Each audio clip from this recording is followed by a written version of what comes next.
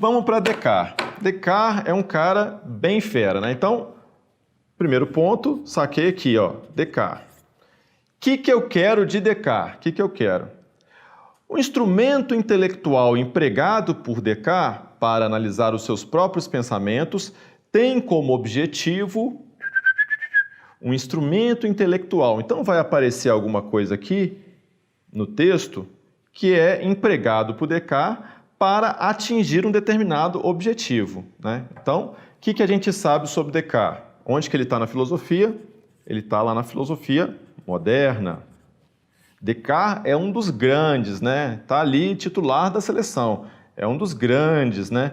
Ele é o cara que fala uma das frases mais importantes da filosofia, que é o penso, logo existo. Penso, logo existo. Mas para chegar nesse penso, logo existo, ele vai comer um bocado de sal antes, né? Essa conclusão dele, do pensamento, né, vai vir com uma série de questionamentos sobre a existência. Assim, ele vai duvidar, né? Então, tem aquilo que se chama a dúvida metódica. A dúvida metódica. O que é a dúvida metódica? A dúvida metódica é a própria dúvida como método, né? É o ceticismo puro. Ceticismo puro. Falou ceticismo, tio Xande está dentro, ok? Para a gente linkar lá com o nosso amigo César, o grande professor da matemática, que cara maravilhoso, Descartes era um grande matemático, né? Então ele vai ser muito lógico, ele vai ter uma coisa assim, os textos dele são muito bonitos, muito gostosos de ler, porque tem uma lógica muito bem colocada, né? Okay? Então, a dúvida metódica vai ter uma série de questões que ele vai colocar em dúvida, né? Ele vai colocar em dúvida os sentidos como fonte de conhecimento, ele vai criar, né? vai colocar em questão, vai ter o argumento do sonho, para colocar o sentido, o argumento do mel, né? Depois vai criar uma ficção, que é uma das ficções mais geniais da história da filosofia, que é a ficção do gênio maligno. Tudo para dizer o seguinte, caramba, eu não posso acreditar naquilo que me aparece como sendo verdade. O gênio maligno é justamente para duvidar da matemática, né? Esses dois aqui são para duvidar dos sentidos, né? Para a gente poder duvidar dos sentidos. Então é isso, os sentidos não podem ser fiadores da realidade, mas existem as verdades matemáticas. Em todos os lugares, em qualquer situação, 2 mais 2 é igual a 4. Mas e se existe um gênio maligno que toda vez que eu somo 2 e 2, que na verdade vai dar 5, ele coloca na minha mente como sendo claro e evidente que seja 4. Putz, então se existe um gênio maligno, eu também não posso confiar na matemática. Então, eu não posso confiar em nada. Putz, tem uma coisa que eu não posso duvidar. Da minha dúvida, olha o ceticismo, eu não posso duvidar da minha dúvida. E se eu duvido, eu sei que tem um ser pensante que duvida. Então, se eu penso, logo eu sei que eu existo. Olha, a dúvida como método é a dúvida que prova a existência. E aí depois ele volta comprovando a existência da realidade e vai fundar tudo em Deus, que é um Deus da invenção da cabeça dele, mas isso não vem ao caso, né? Então vamos ao texto, sabendo um pouco aqui do nosso amigo Descartes, que é um cara genial, né, maravilhoso. Vamos voltar lá no texto para a gente mandar ver, ok? Na primeira meditação, então tem várias meditações, né? Ele está aqui retomando as meditações. Tá dando aqui para ler direitinho? Tá sim. Na primeira meditação, eu exponho as razões pelas quais nós podemos duvidar de todas as coisas, e particularmente das coisas materiais. Pelo menos enquanto não tivermos outros fundamentos nas ciências, além dos que tivemos até o presente. Na segunda meditação, o espírito reconhece, entretanto, espírito, né, enfim, não é alma penada, não.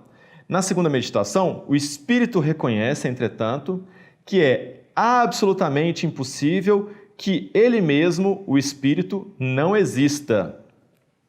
O instrumento intelectual empregado por Descartes para analisar os seus próprios pensamentos tem como objetivo, letra A, identificar um ponto de partida para a consolidação de um conhecimento seguro, observar os eventos particulares para a formação de um entendimento universal, analisar as necessidades humanas para a construção de um saber empírico, Estabelecer uma base cognitiva para assegurar a valoração da memória.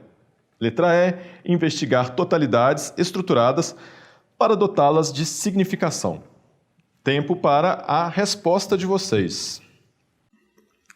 A letra A tem predominado aqui, Alexandre. Letra A dominando. Letra A dominando porque esse povo domina demais a história aqui, a história da filosofia.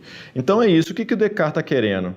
Olha lá, ó, Carol já chegou, não sei, viu? Fiquei confusa. Ok, Edmund, se você conseguir ilustrar aí a sua confusão, a gente consegue ajudar. Beleza? Tipo assim, porque é isso, a confusão às vezes ela é generalizada, mas quando a gente consegue achar um fio para falar, não entendi isso daqui, a gente consegue partir de um ponto, né?